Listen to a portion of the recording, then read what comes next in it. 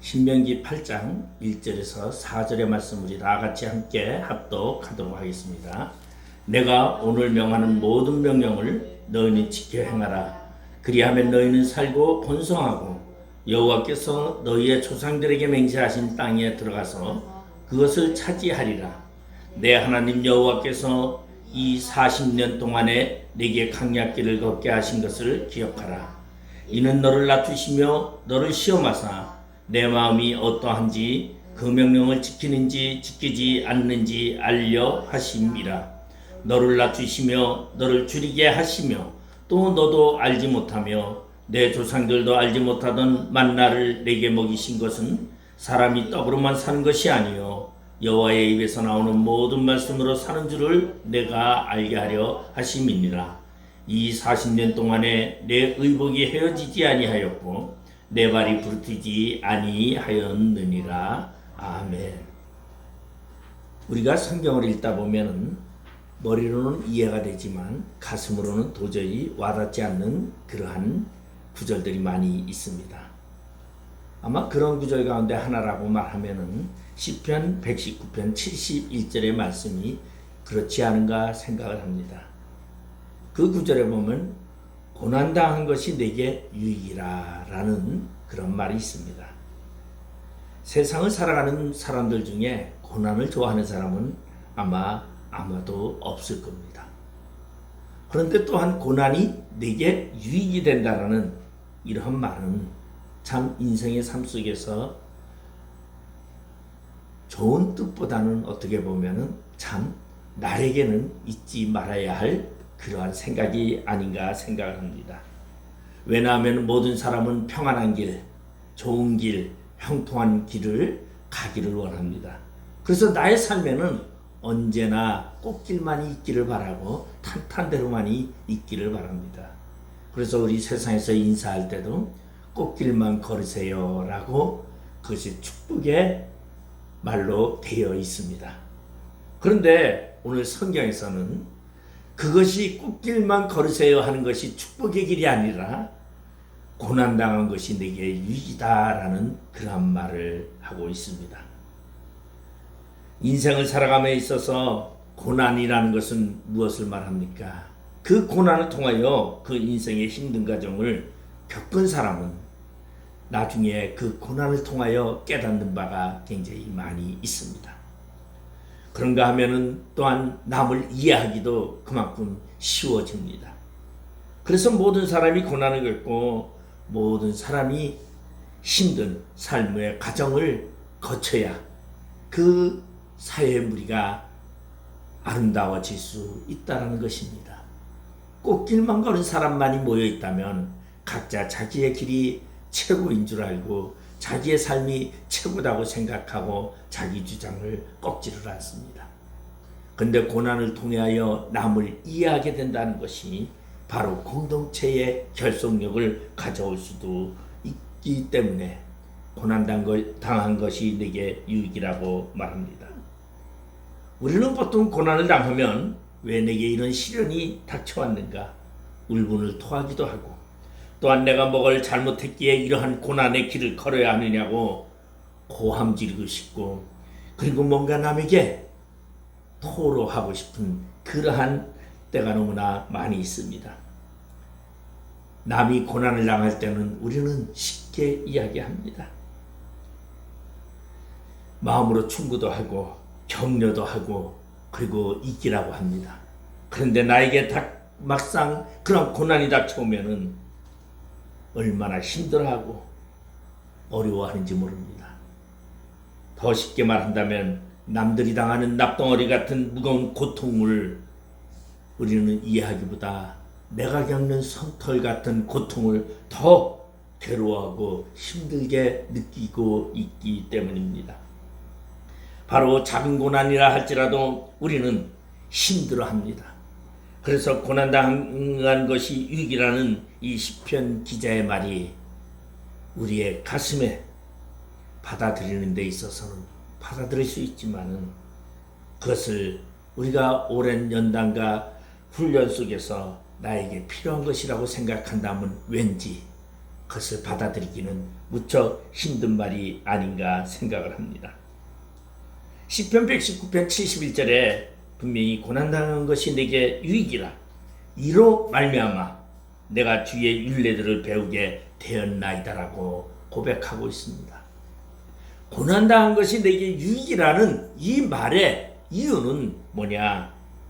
이것으로 통하여 내가 주의 율례를 배우게 되었다는 것입니다.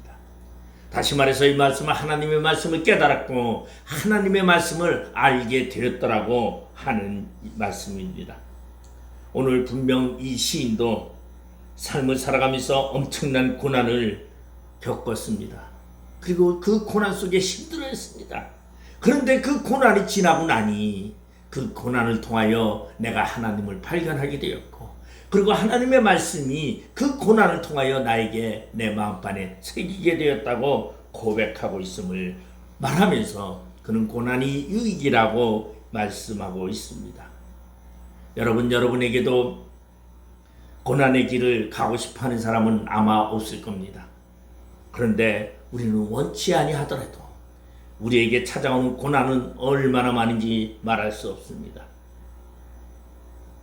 겪지 말아야 할 고난도 종종 우리는 신앙 때문에 겪을 때가 너무나 많습니다.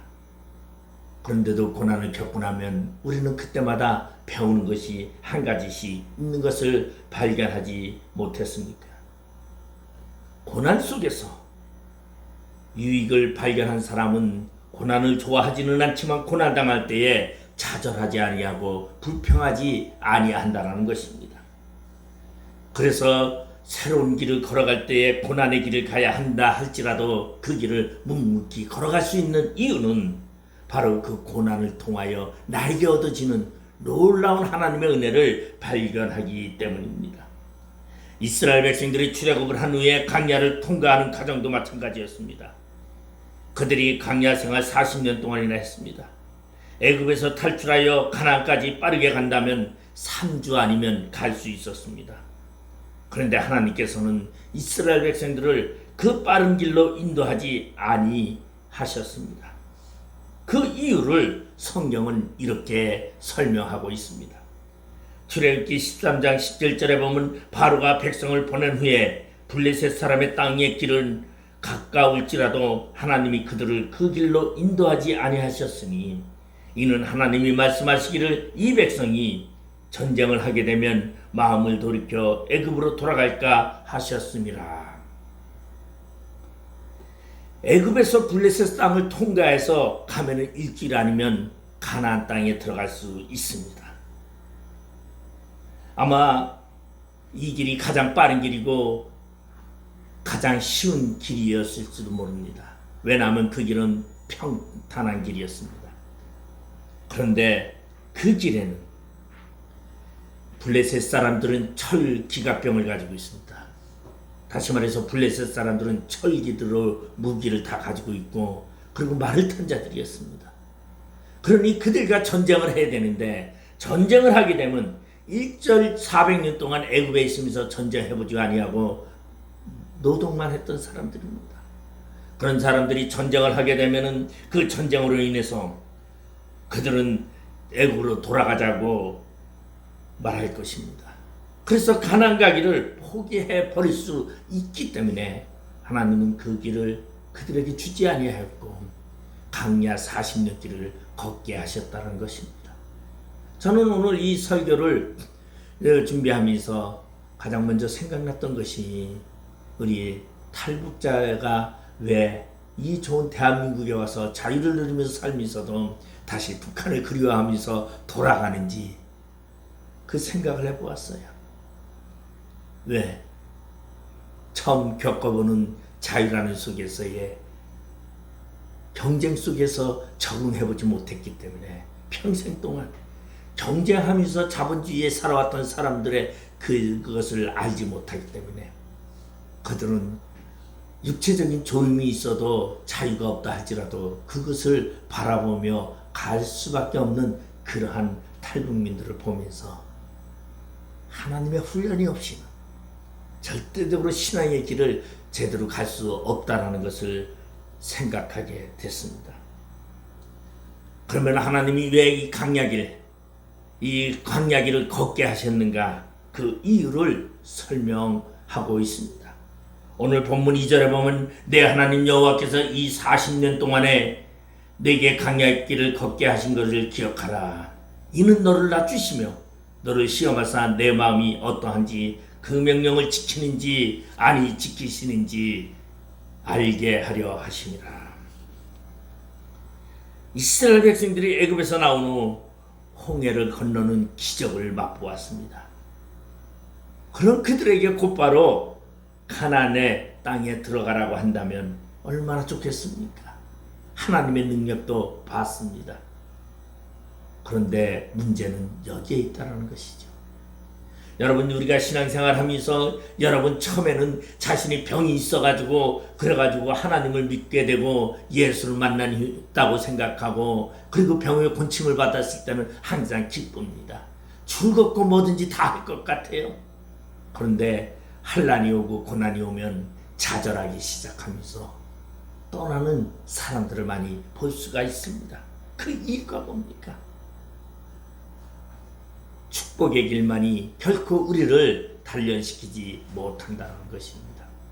그렇기 때문에 하나님은 이 이스라엘 백성들에게 40년 동안 광야길을 걷게 하신 것은 너희를 낮추고자 하는 하나님의 계획이 그 안에 있었다는 것입니다.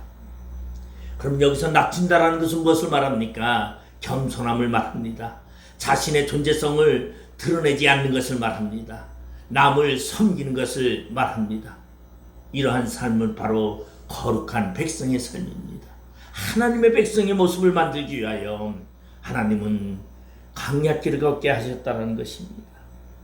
여러분, 이스라엘 백성들이 40년 동안 광야길을 걷는 동안에요, 이스라엘 사람들이 얼마나 하나님께 불순종한지 아십니까?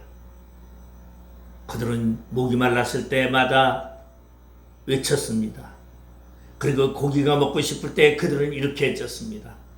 우리가 애굽에 있을 때는 고기 가만히 곁에 앉아 있었는데 이곳에 와서 고기도 먹어보지 못한다고 불평불만했습니다. 항상 불평하는 사람들은요, 가장을 더 그칩니다. 그래서 그 가장이 극대화돼 가지고 애굽에 있을 때 고기 가마에 있었다라고 말한다는 것은 사실은 어불성설이죠. 아니, 노예들이 살면서 고깃가마에 있었다고요? 제가 이 얘기를 쉽게 얘기하면은 우리 북한에서 내려온 탈북민들이요, 나 북한에 있을 때 고깃가마니 곁에서 맨날 고기 먹고 지냈다고 그러면 여러분 그 말이 이해가 됩니까? 명절이 돼야 겨우 한번 고기 먹을까? 저희 어렸을 때 그랬던 것 같아요. 70년대에 그때 보면은 어떻습니까? 예, 명절이 돼야, 설날이 돼야 고기 한번, 돼지고기도 많이 안 하고 그거 조금 끊어다가 그래가지고 삶아서 고기가 굉장히 귀했어요. 그런데 그 불평이라는 것은 편할 때의 불평이 더 많은 겁니다. 여러분, 사람이요, 우울증도 어떤 사람이 더 많이 걸리느냐? 여유가 있는 사람이 우울증 걸려요. 노동 안 하냐고 정신없는 사람은 우울증 걸릴 새가 없습니다. 그런데 시간이 많이 남고 여유가 있는 사람은요, 가만히 앉아서 이 생각 저 생각 해보다가 나 혼자 왜 이렇게 들가 됐을까 그러면서 우울증에 잘 걸립니다. 그래서 제가 보면은 머리에 생각이 많은 사람일수록 이 정신적인 문제가 많이 있어요. 그래서 우울증도 어떤 사람이 많이 걸려요? 머리가 생각이 많은 사람들이 걸리죠. 단순한 사람은요, 우울증을 걸리지 않습니다. 생각을 안 하기 때문에 우울증에 걸릴 일이 없습니다. 근데 오늘 편안한 길, 좋은 길이라는 것은 절대 우리가 불평을 가져오게 하는데, 고난을 통해서, 광야길을 통해서 하나님은 너희들을 낮추신다는 거죠. 이스라엘 백성들이 그들의 신분은 낮은 자였어요. 애굽에서 400년 동안 그들의 신분은 노예 생활이었습니다. 그들은 낮은 최하의 층에 살고 있는 사람들이었습니다. 그런 사람들이 더 낮을 때가 어디 있겠습니까? 근데 하나님 광야길을 걷게 해서 그들을 낮추신다고 말하고 있어요. 그러면 여기서 낮추신다는 것은 무엇입니까? 자신을 위한 삶이 아니라 남을 배려하는 삶을 배우라고 하는 것을 말해주고 있습니다. 그런가 하면 그들은 40일 동안 정탐하고 돌아온 정탐꾼의 이야기를 들었을 때 그들은 얼마나 분노하고 소리 지르며 그리고 우리가 죽게 되었다. 우리가 가나안에 들어가서 그 거인들에게 죽게 되었다. 우리가 애굽으로 돌아가자고 외쳤습니다.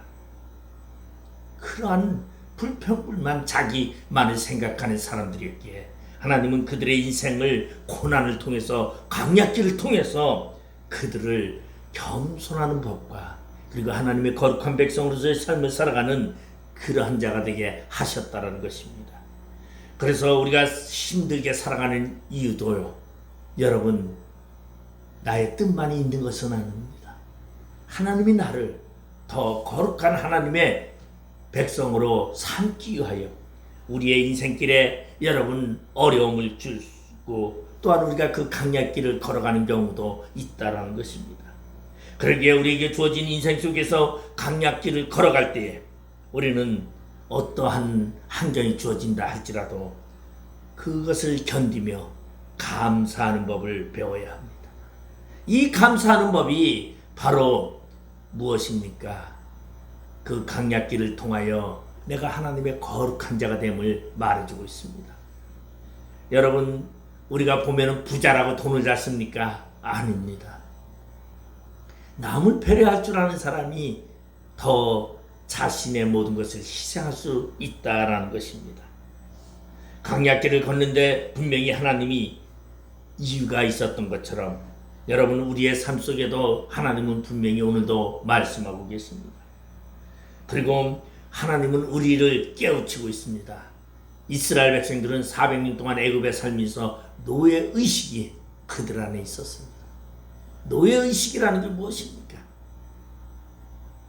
그저 부리던 뭐던 그냥 순응을 하고 그리고서 나만 배부르면 된다라는 의식입니다. 그래서 제가 이 북한에서 탈북해서 오신 분들을 보면은 무슨 의식이 있느냐, 이런 의식이 좀 있어요. 거긴 노예 의식이 좀 있어요. 뭐냐면 김일성 부자에 대한 절대적인 충성, 그걸 벗어나면 큰일 나는 줄 알고, 그리고 그곳에서 충성해서 자신의 인생을 세워보려고 하는 그러한 욕심. 그런데 자유대 안에 와서 자유를 누리면서도 무엇이 있습니까? 북쪽에서 가지고 있었던 그 습성과 습관을 버리지 못하고 그저 채우려고 하는 욕심이 많이 있는 것을 종종 발견합니다. 제가 먼저 번에 한 우리 탈북 목사님 만나서 이야기를 할 때 그분이 저한테 그래요. 10년이 지나니까 이제 자유가 뭔지 알겠습니다. 그러더라고요. 그래서 내가 이제 자유가 뭔지 알겠습니다 하는 거 보니 이제 대한민국 사람이 된 것 같다고 제가 그런 말을 한 적이 있어요. 자유주의라는 것은 무엇을 말하고 있습니까? 법테두리 안에서의 자유로운 활동을 말하는 거지 내 소유대로 살아가는 것을 말하는 것이 아니다라는 것이죠. 왜냐하면 노예 습성을 가지고 있는 이들이 가나안 땅에 들어가서 그대로 산다면 그 가나안 땅의 삶은 온갖 흉흉하고 도둑질하고 그리고 나쁜 삶이 될 수밖에 없었기에 하나님은 거룩한 백성의 삶을 살게 하기 위하여 강약길을 걷게 하셨다라고 말하고 있습니다. 하나님은 우리를 낮추시기 위해서 오늘도 강야 생활을 우리에게 허락하고 있습니다. 우리 강약길을 걸어가면서 우리 자아가 깨지는 적이 얼마나 많은지 여러분 발견하십니까? 저도 제 인생 60년이 이상을 살아오면서 제 인생에 다듬어지지 아니하는 것들이 강약길을 통하여서 발견하게 되더라는 것입니다. 여러분의 삶 속에서도 강약길을 통해서 지금까지 꽃길만 걸어왔는데 왜 이제 강약길이 내게 있느냐고 불평하지 마시고 그것을 통하여 하나님이 나를 만드시는 하나님의 사랑과 은혜가 그 속에 담겨 있다는 것을 발견해야 합니다. 여러분, 오늘 우리 한 해 동안에 첫 열매 드리는 맥주절입니다. 지금까지 나를 인도하시는 하나님, 내 방법이 아니라 하나님의 방법 안에서 나를 이끄심에 감사할 줄을 알아야 합니다. 그러기 위해서는 우리는 하나님이 나를 강약길로 걸어오게 하신 것을 감사할 수 있는 그런 감사가 오늘 우리에게 있기를 바랍니다. 두 번째로는 오늘 본문 3절에 보니까 너를 낮추시며 너를 줄이게 하시며 또 너를 또 알지 못하며 내 조상들이 알지 못하던 만나를 내게 먹이신 것은 사람이 떡으로만 사는 것이 아니요 여호와의 입에서 나오는 모든 말씀으로 사는 줄을 내가 알게 하려 하십니다. 강약길을 걸어가게 하시는 이유가 무엇입니까? 말씀을 깨달으라는 것입니다. 여러분, 우리는 편안할 때에 여러분 하나님의 말씀이 생각납니까? 편안할 때에 기도가 생각납니까? 고통과 고난이 있을 때에 우리는 기도하고 말씀을 상고하고는 합니다. 무슨 일이 닥쳐야 우리는 그때서야 성경을 들여다볼 때가 너무나 많다는 것입니다. 다시 말해서 하나님이 우리에게 강약길을 걸어가게 하신 이유는 하나님의 말씀을 알게 하기 위해서 그러한 길을 걷게 하셨다는 것이에요. 그럼 내가 강약길이 왜 나에게 이렇게 심하게 있는가? 나에게 왜 이렇게 험난한 강약길이 많은가? 우리 그럴 때마다 하나님의 말씀을 상고하시기 바랍니다. 하나님의 말씀을 알기 위해서 더욱더 우리는 말씀을 더욱더 가까이 하는 그러한 자가 되어야 한다는 것입니다. 때로는 낮추시며 때로는 줄이게 하시며 때로는 만나를 주어 먹게 하시는 이유는 사람이 떡으로만 사는 것이 아니라는 것입니다. 하나님을 말씀으로 살아야 한다는 것을 말해주고 있습니다. 여러분, 예수님께서 40일 금식 기도를 하고 강야로 나올 때 사단이 나와서 마귀가 예수님께 유혹합니다. 너 40일 동안 뭐 먹지 못하지 않았느냐? 저 돌덩어리를 떡을 만들어서 먹어라. 예수님께서 뭐라고 말씀하셨습니까? 사람은 떡으로만 사는 것이 아니라 하나님의 말씀으로 사는 것이다라는 것이죠. 여러분, 우리가 강약길을 걸은 이유는 하나님이 말씀으로 살게 하기 위하여 우리에게 주신 기회라는 것을 우리는 발견해야 합니다. 이스라엘 백성들이 애굽에서 400년 동안 종노릇했던 사람들이었습니다. 노예들이었습니다.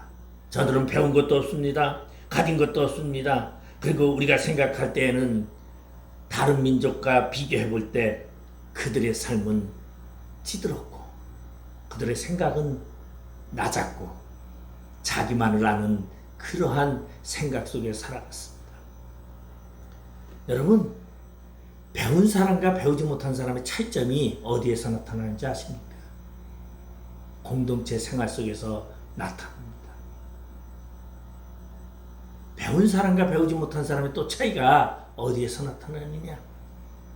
자신의 삶 속에서 나타나고 있습니다. 뭔가 자기 것만 소유하고자 하는 사람들을 보면 대체적으로 욕심 가운데 있는 사람들이에요. 그러니까 강약길을 통하여 무엇을 배우게 합니까? 배운 자가 되는 겁니다. 하나님의 말씀을 통하여 우리는 날마다 배워가고 삽니다. 하나님의 말씀을 통하여 날마다 우리는 무엇을 하나님의 말씀을 통하여 우리는 배우고 있습니다. 그러면서 우리는 하나님을 발견하게 되고 하나님을 알고 그리고 나 자신을 알게 되고 그리고 내 주변에 있는 사람들을 공동체들을 알게 한다는 것입니다. 그러기에 하나님께서 저들을 강약길을 걷게 하시는 것은 낮추셨다는 것이에요. 우리 옛날에 이러한 말이 있습니다. 우리 1945년 해방되고서 45년에서부터 50년 사이에 가장 많았던 것이 뭐냐면 이 공산주의들이 내려와서 청년 금이대라는 것이 있어가지고 금이대장이 명령을 하면 전부 그때에 이 백정삼 이렇게 종의 삶을 하인의 삶을 살던 사람들이 자유를 누렸어요. 그러면서 자유를 가지고 그들이 이제 죽창을 들고서 부르주아를 죽인다고 죽창을 들고 돌아다닐 때가 있었습니다. 근데 그런 사람에게 완장을 채워주면은 아주 죽을똥 살똥 물불을 안 가리고 열심히 한다 그랬어요. 그래서 우리나라에 그러한 격언이 있습니다. 완장 채워주면 돼 라는 말이 있어요. 완장 하나 채워주면은 물불을 안 가리고 자기 죽는지도 모르고 한다는 것입니다. 이 완장을 채워준다는 것은 무엇입니까? 무식하다는 것이요. 노예의 습성을 가지고 있다는 것을 말해주고 있어요. 여러분, 그러면 여기서 노예의 습성과 시민의 습성의 차이점이 무엇일까요? 노예의 습성은 한계 속에 있는 환경 속에 자기의 살아날 방법만을 생각하는 것이 노예의 습성입니다. 시민의 습성은 공동체의 환경 속에서, 넓은 환경 속에서 자신이 조화롭게 살아가는 방법을 말해주고 있습니다. 생각의 차이가 그만큼 많이 납니다. 그렇기 때문에 하나님께서는 40년 동안 광야길을 걷게 하신 것은 너희가 말씀으로 살게 하셔. 이 율례가 뭡니까? 시민법입니다. 윤리 도덕입니다. 도덕법입니다. 그래서 공동체를 위하여 서로 협력하며 살으라고 하나님이 계명을 주신 이 율례를 배우게 된다는 것이요. 여러분, 광야길을 걷지 않으면 율례를 배울 수가 없습니다. 여러분, 교회 생활을 통하지 아니하면 하나님의 거룩한 백성의 삶을 발견할 수가 없습니다. 그런데도 가끔은 자기 혼자 성경 보면서, 자기 혼자 기도하면서 집에서 살겠다고 하는 사람들이 종종 가끔씩 있습니다. 그러한 사람이 진정한 하나님의 거룩한 백성이 될 수 있을까요? 왜? 성경은 무엇이라고 말합니까? 예수 그리스도는 머리요 너희는 지체라고 말했습니다. 지체라는 것은 연합을 말하고 있습니다. 연합하지 아니하고 자기 혼자 하나님을 믿는다고 하는 사람, 정상적인 사람은 하나도 없다라는 것입니다. 여러분, 그러기에 광야길을 통해서 그들이 서로 돕는 법을 배우는 것입니다.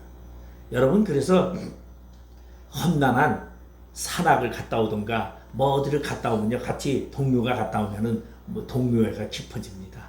왜? 힘들었을 때 도와주고, 내가 힘들었을 때 남이 도와주고, 그러면서 서로 협력하는 법을 배우는 것처럼 오늘 이스라엘 백성들이 말 그대로 모래알과 같은 그들을 끈끈하게 이어주는 것이 바로 하나님의 말씀인데, 그 말씀이 들어가려면 바로 광야길이 있어야 한다는 것을 말해주고 있습니다. 그래서 그 광야길을 통하여 자신을 낮추며 자신이 낮아질 때에 그 목적이 되는 것이 하나님의 말씀이라는 것을 말해주고 있습니다. 여러분, 지금도 메마른 광야길을 걸어가고 있습니까? 그렇다면 하나님의 말씀을 발견하시기 바랍니다. 하나님의 말씀을 통하여 여러분 그 광야길을 통하여 참다운 거룩한 백성의 삶을 살아가시길 바랍니다. 세 번째로는 오늘 본문 4절에는 이러한 말씀을 하고 있습니다. 이 40년 동안에 내 의복이 헤어지지 아니하였고 내 발이 부르짖지 아니하였느니라. 하나님이 인도하시고 공급하신다는 것이, 이 말은 다시 말해서 광야길을 걸어간다고 하나님이 나를 버린 것이 아니다라는 것이, 내가 광야길을 걸어갈 때 하나님도 나와 함께 동행하고 계시다라는 것입니다. 이스라엘 백성들이 40년 동안 광야길을 걸었는데 그들의 신발이 헤어져서 걷지 못한 적이 없었습니다. 그들의 옷이 낡아서 옷을 입어보지 못한 적이 없었습니다. 왜? 하나님께서 그들의 옷이 낡지 않게 하셨고 신발이 헤어지지 않게 하셨다라는 것입니다. 이것은 뭐예요? 광야길을 통하여 하나님의 은혜를 발견하게 되고 광야길을 통하여 하나님이 나와 함께 하심을 알게 된다는 것입니다. 여러분, 광야길이 없다면 우리는 하나님이 나와 함께 하시는지 우리는 발견하기가 힘듭니다. 어려움이 있을 때 과연 하나님은 내 편이구나를 우리는 더 발견할 수 있습니다. 아마 이들이 40년 광야 생활하는 도중에 하나님이 함께 하시지 않았다면 그들은 굶어 죽었을 것입니다. 물이 없어 기갈을 당해서 그들은 목말라 죽었을 것입니다. 그들은 그 뜨거운 태양 속에서 고통 속에 인생을 마감했을 것입니다. 밤의 추위로 인하여 동사되었을 것입니다. 그런데 광야 40년 동안 그들이 광야길을 걸어가는 동안 그들의 삶에는 추위도 없었고 뜨거운 일사 태양으로 인해서 죽어가는 사람도 없었고, 그리고 그들이 목이 말라서 먹지 못해서 굶어 죽는 경우도 없었고, 목이 말라 죽는 경우도 없었습니다. 왜? 광야라는 것은 뭐든지 없는 곳입니다. 인간의 삶에 필요한 것이 없는 곳인데 하나님이 그 광야길을 걷게 하시면서 하나님이 함께 하시고 그들을 도와주신다는 것입니다. 여러분, 그렇지만 광야길을 걸어갈 때에 고통은 있습니다. 괴로움은 있습니다. 내 생각의 한계의 미래성이 좌절될 때도 있습니다. 그럴 때는 왜 그렇습니까? 하나님의 계획을 발견하지 못할 때 그렇습니다. 내 생각대로 내 인생을 살아가면은 어려움과 고통 속에 쓸쓸함 속에 살아갈 수 있습니다. 우리가 힘들어 해서 우리는 계획을 세운다 할지라도 우리 앞에 모든 일을 이끌어 가시는 분은 하나님임을 발견하게 될 때 진정한 그 강약길을 통하여 우리가 하나님의 거룩한 백성이 될 수 있다는 것입니다. 이스라엘 백성들이 40년 광야 생활을 마쳤을 때 그들은 그제서야 가나안에 들어갈 수 있었습니다. 가나안에 들어가서 그들은 자기 마음대로 살 수 없었습니다. 노예 근성을 가지고 가나안에 들어갔으면 그들은 가나안에 가서 뒤죽박죽 싸움만 했을 것입니다. 40년의 광야 생활을 거치고 들어갔는데도 지파별로 싸움이 심했던 그들, 아마 곧바로 들어갔다면 그들의 이스라엘 민족은 광야 들어가서 자기만을 위하여 각자 자기 터전만을 잡고 싸웠을 것입니다. 왜냐하면 이스라엘 지파들이 가나안에 들어가서 땅을 분배할 때도 여러분 땅 문제 가지고 서로 싸우는 것을 우리는 성경을 통해서 볼 수 있습니다. 그러기에 하나님은 광야길을 통하여 우리를 하나로 만듭니다. 지금까지 광야길을 걸어오시느냐고 여러분 많은 수고하셨습니다. 이 광야길을 통해서 더욱더 하나님의 거룩한 백성으로 연합되어져요. 하나님께 감사하며 남은 인생을 하나님의 영광을 위해 살아가시는 우리 모두가 되시기를 주님의 이름으로 축원드리겠습니다. 기도하시겠습니다. 아버지 하나님, 은혜를 감사합니다. 우리 인생에 지나온 광야길, 아버지 하나님, 도리어 그것이 나를 하나님의 사람으로, 하나님의 백성으로, 하나님의 종으로 인도하심을 믿습니다. 언제나 주와 동행하며 승리자 되게 하여 주시옵소서. 감사하게 하여 주시옵소서. 예수님의 이름으로 기도드리옵나이다. 아멘.